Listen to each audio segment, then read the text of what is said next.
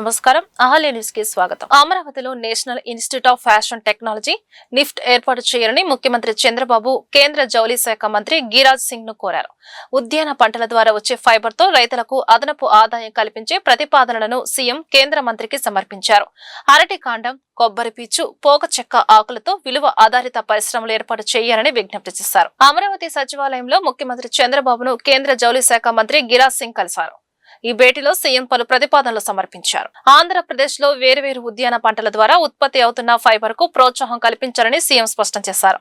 రాయలసీమ, కోస్తాంధ్రలో సాగయ్యే పంటల ద్వారా పీచు, నార, ఫైబర్ వాణిజ్య స్థాయిలో విలువ జోడించే అవకాశాలు పరిశీలించాలని కోరారు. కడప, అనంతపురం, నంద్యాల, పశ్చిమ, తూర్పు గోదావరి, కృష్ణా జిల్లాల్లో అరటికాండం, పీచు వెలికితీత కేంద్రాలు ఏర్పాటు చేయాలని విజ్ఞప్తి చేశారు. రాష్ట్రంలో 1,29,931 హెక్టార్లలో అరటి సాగవుతుందని, పోస్ట్ హార్వెస్ట్ వ్యర్థంగా పోకుండా సెల్యులోజిక్ పీచు ద్వారా పర్యావరణ అనుకూల ఫైబర్ తయారవుతుందని వివరించారు. కొబ్బరి పీచు పరిశ్రమ బలోపేతం కోసం తీర జిల్లాల్లో మెకనైజ్డ్ హౌస్ ప్రాసెసింగ్ యూనిట్లు, కోయిర్ జియో టెక్స్టైల్స్ పరిశ్రమల స్థాపనకు సహకారం కోరారు. రంపచోడవరం అడవుల్లో ఉచ్చులు, ట్రాపులను నిర్వీర్యం చేసిన క్షేత్రస్థాయి అటవీ సిబ్బందికి రాష్ట్ర ఉప ముఖ్యమంత్రి పవన్ కళ్యాణ్ అభినందనలు తెలిపారు. 3 రోజుల పాటు శ్రమించి 242 ఉచ్చులు, 10 ఫుడ్ ట్రాప్లు, 10 కిలోమీటర్ల కరెంటు తీగలు తొలగించి వన్యప్రాణుల ప్రాణాలు కాపాడిన సిబ్బంది పని ప్రశంసనీయమన్నారు. హనుమాన్ ఫౌండేషన్ స్ఫూర్తితో వన్యప్రాణుల సంరక్షణకు అటవీ శాఖ సిబ్బంది కృషి చేస్తున్నారని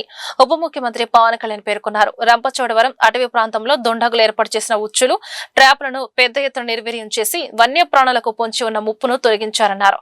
కఠిన పరిస్థితుల మధ్య 3 రోజులు శ్రమించి 242 ఉచ్చులు, 10 ఫుట్ ట్రాప్లు, 10 కిలోమీటర్ల పొడవు కరెంటు తీగలు తొలగించిన సిబ్బంది కృషిని మిగిలిన వారికి స్ఫూర్తినిస్తుందని కొనియాడారు. వెలిగొండ ప్రాజెక్టు పోలవరం ఎడమ ప్రధాన కాలువ పనులపై జలవనరుల శాఖ మంత్రి నిమ్మల రామానాయుడు వీడియో కాన్ఫరెన్స్ నిర్వహించారు. కూటమి ప్రభుత్వం అధికారంలోకి వచ్చిన 20 నెలల్లోనే వెలిగొండ టనెల్ టు 5.2 కిలోమీటర్లు లైనింగ్ పనులు పూర్తి చేశామని తెలిపారు. ఆగస్టులో సీఎం చంద్రబాబు పోలవరం ఎడమ ప్రధాన కాలువను ప్రారంభిస్తారని, పనుల్లో జాప్యం జరిగితే కఠిన చర్యలు తీసుకుంటామని అధికారులను ఆదేశించారు. వెలిగొండ ప్రాజెక్టు పోలవరం ఎడమ ప్రధాన కాలువ పనుల పురోగతిపై అధికారులు, ఏజెన్సీ ప్రతినిధులతో మంత్రి నిమ్మల రామానాయుడు సమీక్షించారు. నిర్దేశించిన సమయానికి పనులు పూర్తి చేయాలని సూచించారు. వెలిగొండ ప్రాజెక్టులో భాగంగా టన్నెల్ 2లో క్లిష్టమైన 5.2 కిలోమీటర్ల లైనింగ్ పనులు పూర్తయ్యాయని మంత్రి తెలిపారు. టన్నెల్ 2లో మిగిలిన బెంచింగ్ పనులు జూన్ 10 కల్లా, మిగిలిన 1.7 కిలోమీటర్ల లైనింగ్ జూలై చివరి నాటికి పూర్తి చేయాలని ఏజెన్సీలను ఆదేశించారు. కోర్టు స్టే ఎత్తివేయడంతో చిక్కుకున్న 175 మీటర్ల టీబీఎం మిషన్ తొలగింపు పనులు మొదలుపెట్టామని, 2 నెలల్లో మిషన్ తొలగించేలా నిర్దిష్ట ప్రణాళికతో పనిచేయాలన్నారు.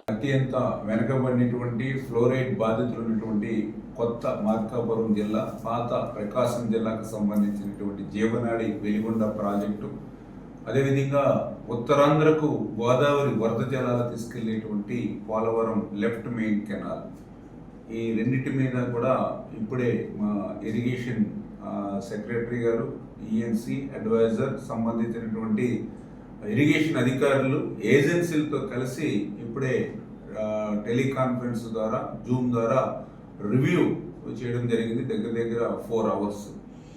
ఈ రివ్యూలో చాలా క్లియర్గా ఏదైతే ఈ యొక్క వెలిగొండకు సంబంధించి హెడ్ వర్క్స్, రిటైనింగ్ వాల్ కానీ, వింగ్స్ కానీ ఏవైతే ఉన్నాయో అవన్నీ కూడా మొన్న మే 15వ తారీఖు కల్లా హెడ్ వర్క్స్ని కంప్లీట్ చేయడం జరిగింది వెలిగొండకు సంబంధించి.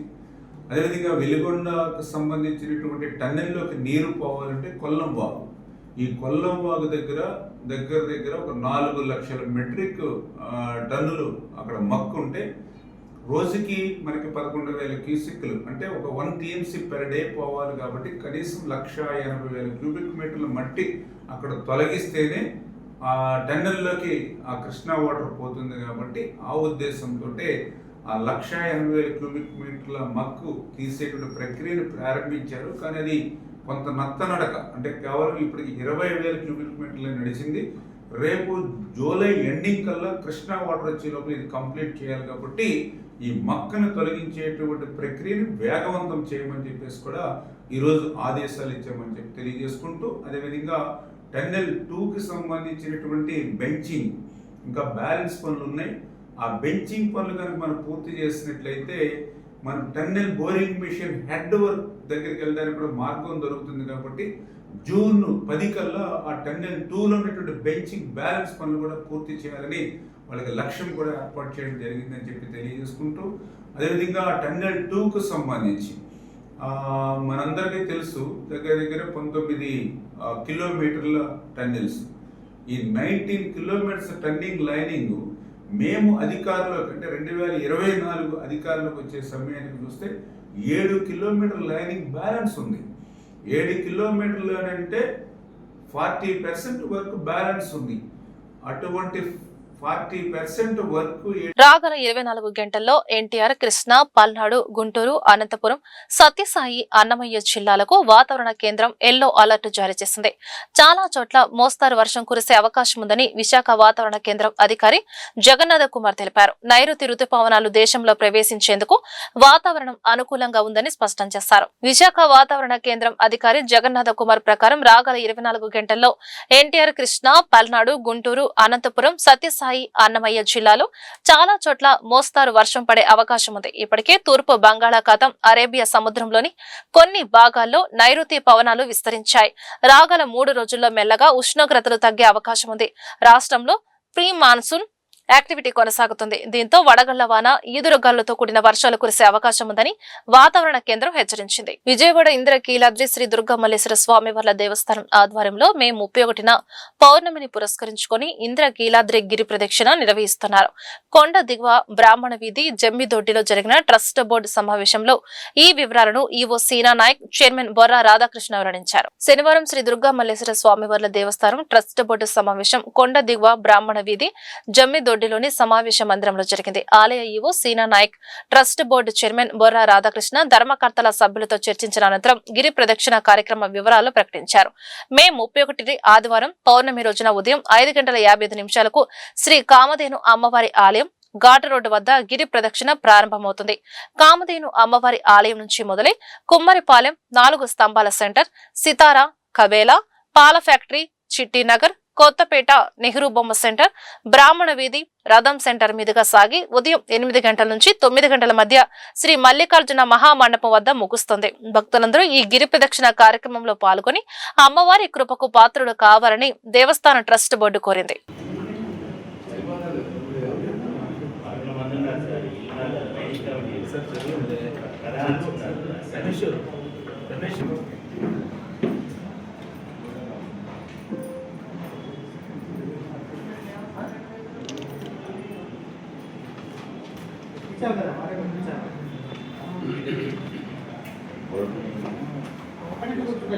ఎంతసేపు అవుతుంది రమేష్ రావడానికి? వైదిక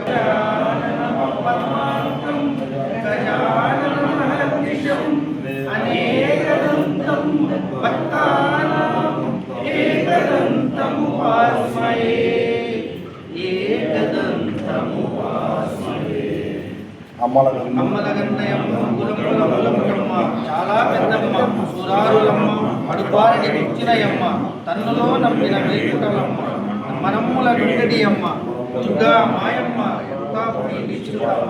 కవిత్వ పటుత్వ సంపదలు, చతుర్దశ భువనానీశ్వర, ఇంద్రకీల పర్వత నివాస, దక్షిణ వారణాసి, విజయవాడ పురేశ్వర, శ్రీ మల్లేశ్వర, మహాదేవర, బహుపర.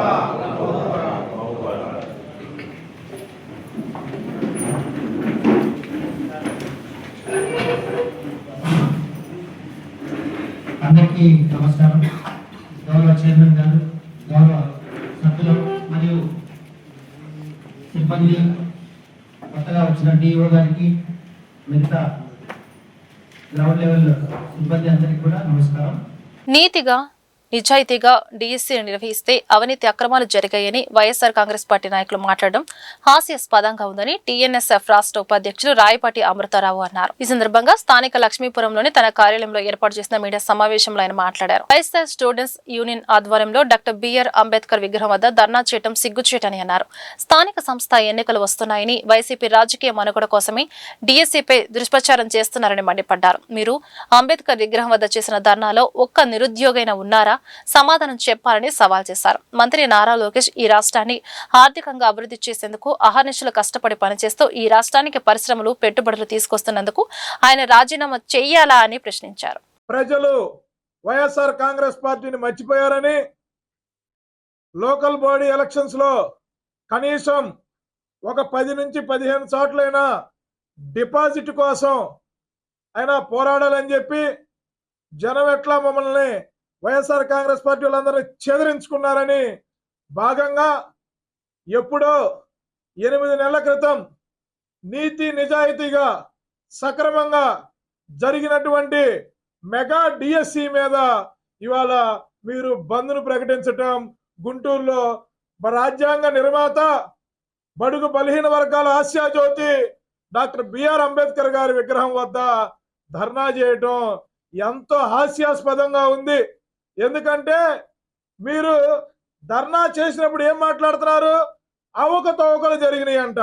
ఒకటి గుర్తుపెట్టుకోండి, పచ్చకామల్లో వచ్చిన వాళ్ళకి లోకం మొత్తం పచ్చగా కనపడినట్టు మీ వైఎస్ఆర్ కాంగ్రెస్ పార్టీ వాళ్ళకి ఏది చేసినా అవకతవకల్లానే కనపడతా ఉంటాయి. ఎందుకంటే వైఎస్ఆర్ కాంగ్రెస్ పార్టీ అంటేనే కుళ్ళు, కుట్రలు, అన్యాయం, అవకతవకలతో కూడిన పార్టీ ఏదన్నా ఉందంటే అది కేవలం వైఎస్ఆర్ కాంగ్రెస్ పార్టీ మాత్రమే. వైఎస్ఆర్ కాంగ్రెస్ పార్టీలో గడిచిన 5 సంవత్సరాల ప్రభుత్వం అంతే ఉంది. ఏదైతే కూటమి ప్రభుత్వం అధికారంలోకి వచ్చిన తర్వాత 2024లో ఏదైతే నీతి న్యాయంగా ఏదైతే ప్రతి పేదవాడికి, పేద విద్యార్థికి, యువతకి న్యాయం చేయాలనే ఏకైక ఉద్దేశంతో డిఎస్సి ఎక్కడ అవకతవకలు లేకుండా జరిగిందని చెప్పి తెలియజేస్తా ఉన్నా. మాట్లాడితే బంధులో మీరేమంటున్నారు? నారా లోకేష్ గారు రాజీనామా చేయాలంట. నారా లోకేష్ గారు ఎందుకు రాజీనామా చేయాలండి? ఈ రాష్ట్రంలో ఉన్న ప్రతి నియోజకవర్గంలో 5 కోట్ల నుంచి 20 కోట్లతో ప్రతి నియోజకవర్గాన్ని, విద్యా వ్యవస్థని డెవలప్ చేసి ప్రభుత్వ పాఠశాలని ప్రైవేట్ పాఠశాలకు ధీటుగా అభివృద్ధి చేసినందుకు నారా లోకేష్ గారు రాజీనామా చేయాలా? లేదంటే ఈ దేశానికి వచ్చే పెట్టుబడుల్లో 25% ఓవరాల్ పెట్టుబడుల్లో ఇది ఒక చరిత్ర, 25% ఆంధ్రప్రదేశ్ రాష్ట్రానికి నారా లోకేష్ గారు తీసుకొస్తున్నందుకు నారా లోకేష్ గారు రాజీనామా చేయాలా? లేదంటే 24 నెలల్లో 24 లక్షల కోట్లు తీసుకొచ్చి ఈ ఆంధ్రప్రదేశ్ రాష్ట్రాన్ని పెట్టుబడి ఆంధ్రప్రదేశ్ రాష్ట్రంగా మార్చినందుకు నారా లోకేష్ గారు రాజీనామా చేయాలా? ఇది కాకుండా 4 రోజుల క్రితం ఒక్కసారి ఆలోచించండి, యావత్ విద్యార్థి లోకం అంతా మా అన్నదమ్ముళ్ళు బడుగు బలహీన వర్గ విద్యార్థులు చదువుతున్నటువంటి డిఎస్సీలో క్వాలిఫై అయ్యి ఉద్యోగాలు చేస్తున్న వారిలో అభద్రతా భావాన్ని కలిగిస్తూ డిఎస్సీలో అవకతవకలు జరిగాయని అంబటి రాంబాబు మరికొందరు వైసీపీ నాయకులు తప్పుడు ప్రచారం చేస్తున్నారని, అతనిపై కేసు నమోదు చేసి చట్టపరమైన చర్యలు తీసుకోవాలని టీడీపీ గుంటూరు జిల్లా తెలుగుదేశం పార్టీ అధ్యక్షులు పిల్లి మాణిక్యరావు అరండల్పేట పోలీస్ స్టేషన్లో ఫిర్యాదు చేశారు. అనంతరం ఆయన మీడియాతో మాట్లాడారు. గత వైసీపీ 5 ఏళ్ల పరిపాలనలో ఒక్క టీచర్ ఉద్యోగం ఇవ్వలేదు, మెగా డిఎస్సీ అని మెగా మోసం చేశాడని మండిపడ్డారు. కూటమి ప్రభుత్వం అధికారంలోకి వచ్చిన తర్వాత 16,000 పైచీలకు టీచర్ పోస్టులు ఇస్తే వైసీపీ నాయకులు కోర్టులకు వెళ్లి ఆపాలని చూశారని ఆరోపించారు. 150 రోజుల్లో ప్రక్రియ మొత్తం పూర్తి చేసినా వారి కడుపు మంట చల్లారలేదని అన్నారు. డిఎస్సీలో మొన్న ఏదైతే టీచర్ పోస్టులు తీసుకున్నారో వాళ్ళందరూ కూడా వచ్చి ఉన్నారు. అందరికీ నమస్కారం. ఆంధ్రప్రదేశ్లో గొడ్డల పార్టీకి సంబంధించినటువంటి అరాచకవాదులు యాంటీ సోషల్ ఎలిమెంట్స్గా తయారవుతూ ఉన్నారు. దానిలో ముఖ్యంగా గుంటూరు జిల్లాలో మతి భ్రమించినటువంటి అంబటి రాంబాబు అసాంఘిక శక్తిలాగా తయారవుతూ ఉన్నాడు. ఇతని మీద చర్యలు తీసుకోవాలని చెప్పేసి మేము కోరుతా ఉన్నాం. దాదాపు 2018లో డిఎస్సి జరిగింది అంటే అప్పుడు తెలుగుదేశం ప్రభుత్వం ఉంది. 2019లో జగన్మోహన్ రెడ్డి అధికారంలోకి వచ్చాడు. 2019 నుంచి 24 వరకు జగన్మోహన్ రెడ్డి అధికారంలో ఉన్నాడు. ఏ రోజు డిఎస్సి పోస్టులు రిలీజ్ చేయలేదు, నిరుద్యోగుల బాధని పట్టించుకోలేదు, వాళ్ళని ఉద్యోగస్తులుగా తీర్చిదిద్దామనే ఆలోచన కూడా జగన్మోహన్ రెడ్డి చేయలేదు. ఎందుకంటే అతను ఒక గొడ్డల పార్టీనే ఆంధ్రప్రదేశ్లో నడుపుతూ ఉన్నాడు. అరాచకాలు, నేరాలు తప్ప నిరుద్యోగులు, ఉద్యోగుల గురించి అతనికి ఎక్కడా కూడా పట్టలేదు. మేము అధికారంలోకి వస్తే ఉద్యోగస్తులు మొత్తాన్ని, నిరుద్యోగులు ఎవరైతే ఉన్నారో డిఎస్సి వేసి పారదర్శకంగా డిఎస్సి పోస్టు ఫిలప్ చేస్తామని ఆ రోజు మాట్లాడాం. ఆ మాట్లాడినటువంటి దాని ప్రకారమే అధికారంలోకి వచ్చిన వెంటనే మేము డిఎస్సి వేసి కేవలం 148 రోజుల్లోనే రిక్రూట్మెంట్ మొత్తం కూడా పూర్తి చేసినటువంటి పరిస్థితి ఆంధ్రప్రదేశ్లో ఉన్నటువంటి విద్యార్థి లోకం, యువత, మొత్తం రాష్ట్ర ప్రజలందరూ కూడా చూసినటువంటి పరిస్థితి ఉంది. ఈ మొత్తం పారదర్శకంగా సిబిటి పద్ధతిలో జరిగింది. కంప్యూటర్ బేస్డ్ టెస్ట్ ఈ పద్ధతిలో జరిగింది. ఇప్పుడే సాగర్ గారు మనకి అన్ని విషయాలు చెప్పాడు. నోటిఫికేషన్ రిలీజ్ చేయటం కానివ్వండి, అప్లికేషన్లు తీసుకోవటం కానివ్వండి, వెరిఫికేషన్ సిస్టమ్ కానివ్వండి, వాళ్ళకి ఎగ్జామ్ కానివ్వండి, ఇంటర్వ్యూస్ కానివ్వండి, అన్నీ కూడా పారదర్శకంగా జరిగింది. గతంలోనైతే జగన్మోహన్ రెడ్డి వాళ్ళకి కావాల్సినటువంటి వాళ్ళకి వేరే డిపార్ట్మెంట్లో డైరెక్ట్గా కొన్ని ఉద్యోగాలు ఇచ్చుకున్నాడు. ఉద్యోగాలకు టీచర్లకు సంబంధించినటువంటి రిక్రూట్మెంట్ ఎక్కడా జరగలేదు. అప్పటికే ఉన్నటువంటి టీచర్స్ ఎవరైతే ఉన్నారో వాళ్ళని అడుగడుగున అవమానించాడు. మద్యం షాపుల దగ్గర వాళ్ళని కాపలా పెట్టాడు. గొడ్డలి పార్టీ వారు విద్యా వ్యవస్థ మీద మాట్లాడుతుంటే విడ్డూరంగా ఉందని ఎమ్మెల్సీ ఆలపాటి రాజు అన్నారు. ఈ సందర్భంగా జిల్లా తెలుగుదేశం పార్టీ కార్యాలయంలో ఏర్పాటు చేసిన మీడియా సమావేశంలో ఆయన మాట్లాడారు. విద్యా విధానం గురించి రక్త చరిత్ర ఉన్నవారికి ఎలా తెలుస్తుందని అన్నారు. రాష్ట్రంలో ఏదో ఒక భ్రమలు కల్పించేందుకు గొడ్డలి పార్టీ ప్రయత్నాలు చేస్తుందని మండిపడ్డారు. వైసీపీ పార్టీ చేయలేని పని మా పార్టీ చేసినందుకు కక్ష కట్టి అసత్య ప్రచారం చేస్తున్నారని అన్నారు. జగన్మోహన్ రెడ్డికి డిఎస్సిపై అవగాహన ఉందా అని ప్రశ్నించారు. నాడు నేడు కార్యక్రమంతో ఎంతో అవినీతి చేశారని ఆరోపించారు. 175 సీట్లు ఉన్న రాష్ట్రంలో కేవలం 11 సీట్లు ఇచ్చి ప్రజలు గుణపాఠం చెప్పారని, అయినా వైసీపీ నాయకులకు బుద్ధి రాలేదని అన్నారు. వైసీపీ నాయకత్వం గొడ్డలి పార్టీ వారికి విద్యకు సంబంధించిన అంశాల మీద మాట్లాడుతుంటే విచిత్రంగా ఉందని చెప్పి నేను అనుకుంటా ఉన్నా.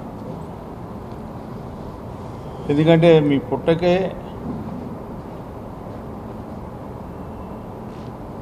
రక్తాక్షర చరిత్ర, మీకు విద్య మీద కానీ విద్యా విధానం మీద కానీ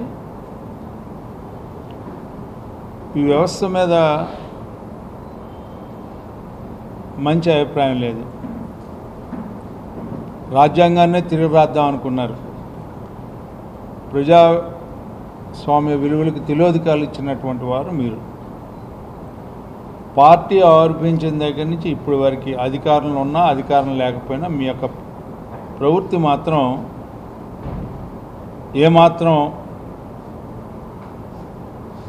మారినటువంటి విధానంతో మీరు ఈ పార్టీలో కొనసాగుతూ ఉన్నారు. మీరు ప్రత్యేకంగా ఏమీ దొరకనట్టుగా ఏదో ఒక రకమైనటువంటి భ్రమలు కల్పించడం అనేది మీకు మొదటి నుంచి ఆనవాయితీ. ఒక్కసారి అని చెప్పి ఒక 5 ఏళ్ళు ప్రజల్ని మోసం చేసి ఒక 5 ఏళ్ళు అధికారంలోకి వచ్చిన తర్వాత ఏ రకమైనటువంటి విధ్వంసం ఈ ఆంధ్ర రాష్ట్రంలో 5 కోట్ల మంది ప్రజలు మీ యొక్క పాలన యొక్క సువాసనలు చూశారు. ఏనాటికి కూడా మర్చిపోలేనటువంటి దుర్మార్గ పాలనని చూసినటువంటి పార్టీ మీ ప్రభుత్వం. మీరు చేయలేని పని ఇతరులు చేసినప్పుడు దాన్ని మంచి ఉంటే కనీసం చిలకలూరిపేటలోని మాస్టర్ మైండ్ స్కూల్లో గత 30 రోజులుగా ఎంతో ఉత్సాహంగా సాగిన ఉచిత సమ్మర్ క్యాంపు మరియు వినోద కార్యక్రమాలు ఈ రోజు ఉదయం అత్యంత విజయవంతంగా ముగిశాయి. ఈ కార్యక్రమానికి Ahalya trust managing director doctor Shanakkayala Rajakumari గారు ముఖ్య అతిథిగా విచ్చేసి తన పూర్తి సహకారాన్ని అందించారు. ఈ సందర్భంగా వారి చేతుల మీదుగా విద్యార్థులకు సర్టిఫికెట్లు మరియు పళ్ళు పంపిణీ చేశారు. పెద్దలందరికీ, ప్రిన్సిపల్ గారికి, రఫీ గారికి, శ్రీనివాస్ గారికి, మేడం గారికి అందరికీ నమస్కారం. ఇక్కడ స్టూడెంట్స్ అందరు ఎట్లా ఉన్నారు? సమ్మర్ హాలిడేస్ అయిపోతున్నాయని సంతోషంగా ఉందా, బాధగా ఉందా? సంతోషంగా ఉందా? ఇక్కడ అన్నీ నేర్చుకున్నారా? ఏమేం నేర్చుకున్నారు?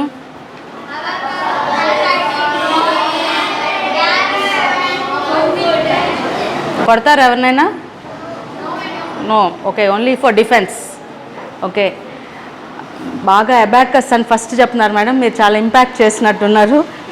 ఇది డ్రాయింగ్ కూడా చెప్తున్నారు, మీరు కూడా చాలా బాగా చేశారు. నాకు ఇక్కడ వచ్చినందుకు చాలా హ్యాపీగా ఉంది. ఇవాళ సమ్మర్ క్యాంప్ మీతో పాటు ఇవాళ క్లోజింగ్ సెషన్లో పార్టిసిపేట్ చేస్తున్నందుకు. మెయిన్గా ఈ చిన్నప్పుడు మాకు సమ్మర్స్ అంటే ఉట్టి బయట ఆడుకోవటం అయ్యే ఉండేవి, ఇట్లాగా మీలాగా యాక్టివిటీస్ ఏమి ఉండేవి కాదు. ఇప్పుడు మీ అందం చూస్తే నాకు కూడా చిన్నపిల్ల అయిపోయి మీ టీచర్స్తో డ్రాయింగ్ అవన్నీ నేర్చుకోవాలనిపిస్తుంది. ఇంకోటి ఇక్కడ చిల్కలూరుపేటలో అసలు ఎట్లా ఉంటుంది అని చూస్తే చాలా బాగా సార్ మేడము చాలా బాగా అరేంజ్ చేశారు. ఈ స్కూల్ని చాలా బాగా చేయాలని ఒక ఆలోచన, నిజంగా మీ ఒక సంకల్పం చాలా బాగా ఉండాలి, ఇంకా ముందుకు ఎదగాలి అని నేను కోరుకుంటున్నా. సార్ ఇక్కడ పవర్ ఆఫ్ మైండ్ మీరు చెప్తూ ఉంటే నాకు అనిపించింది, మీ యొక్క పవర్ ఆఫ్ మైండ్ చాలా ఇంపార్టెంట్. నేను చాలా ఇయర్స్ బ్యాక్ తెలుసుకున్నాను పవర్ ఆఫ్ మైండ్ అని. అంటే మన మైండ్లో మీ యొక్క సంకల్పం ఉంది కదా సార్, ఈ స్కూల్ని నేషన్ వైడ్గా చాలా పెద్ద స్కూల్ తేవాలి అనుకుంటున్నారు. దాన్ని ఖచ్చితంగా మీరు అదే ఆలోచన పెట్టుకోండి. నేచర్ మీకు హెల్ప్ చేస్తుంది. మీకు ఎట్లాగైతే మేము వచ్చామో అలాగా మీకు ఇంకా స్టూడెంట్స్ బాగా ఎక్కువ నంబర్ వస్తుంది. మీరు ఈ క్యాంపస్ కాదు, ఇంకో పెద్ద క్యాంపస్ రెడీ చేసుకోవటానికి రెడీగా ఉండండి సార్. ఇంకోటి, మీరు ఈ టెక్నాలజీ తీసుకొస్తున్నారు కదా, ఈ ఏఆర్ విఆర్ ఇవన్నీ మాకు అంత బాగా తెలీదు. ఇంకా అది నాకు పెడతారేమో టెన్షన్ పడుతూ ఉన్నాను. ఎందుకంటే నేను చూస్తాను అది.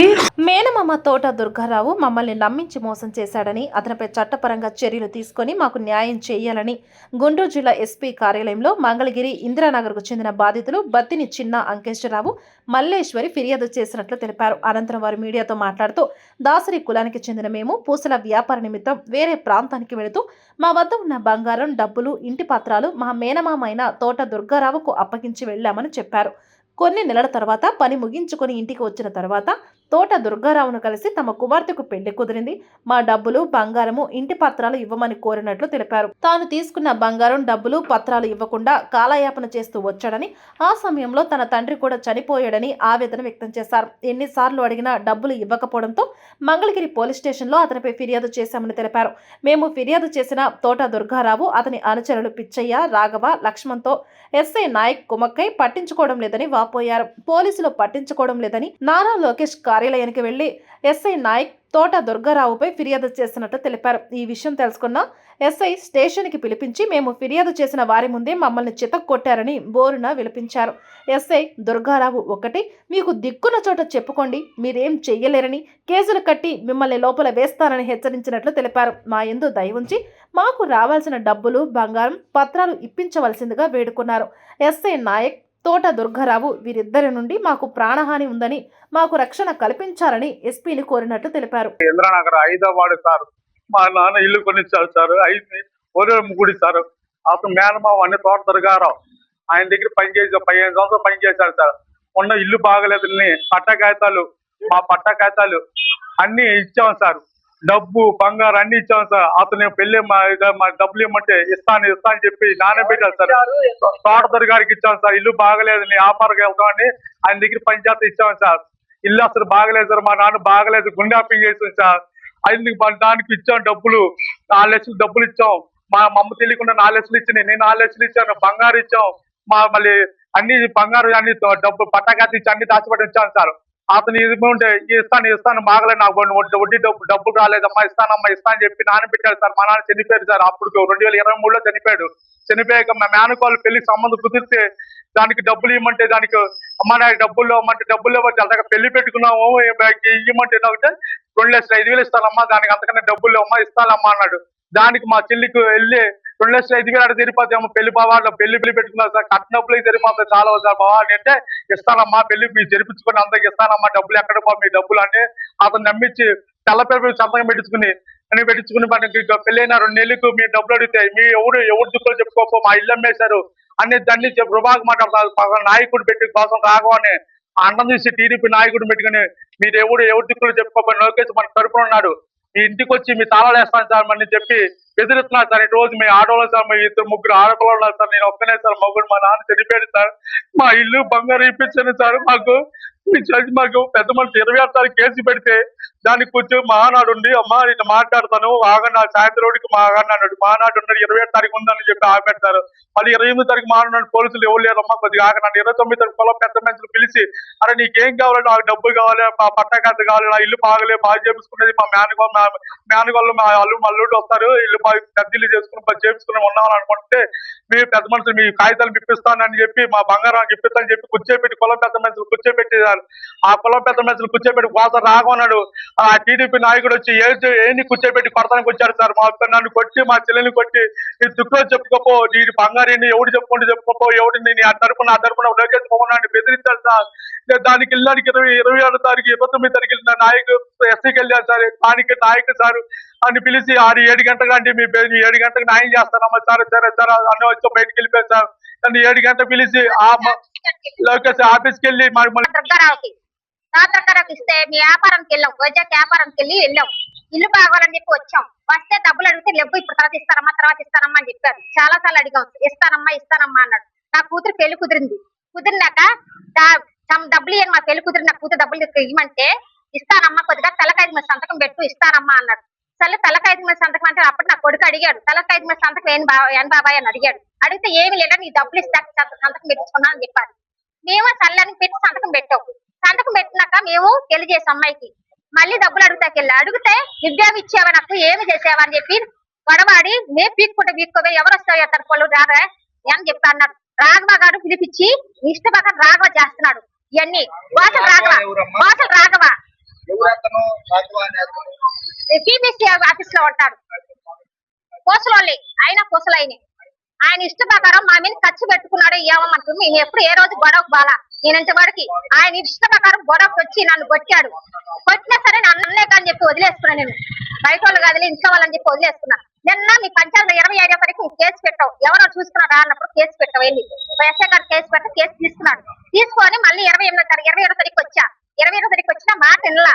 లేరమ్మా వస్తారమ్మా అన్నాడు. 28వ తారీఖు వెళ్ళా, లేరమ్మా మీటింగ్ ఇలా వస్తారమ్మా అన్నాడు. 29 తారీఖు మా పెద్ద మనిషి కూర్చొని మాట్లాడదామమ్మా ఇవన్నీ నీకు బంగారం డబ్బులు ఇంటికి అయితానని ఇప్పిస్తానన్నాడు. ఇప్పిస్తానని కూర్చోబెట్టి మమ్మల్ని పిలిపించి ఇంటికి కొట్టిస్తారు. ఎవరు ఎంత తోట కిరణు, వాడు చీను, వాడు దుర్గారావు, మన్నుడు ఆయన పేరెంట్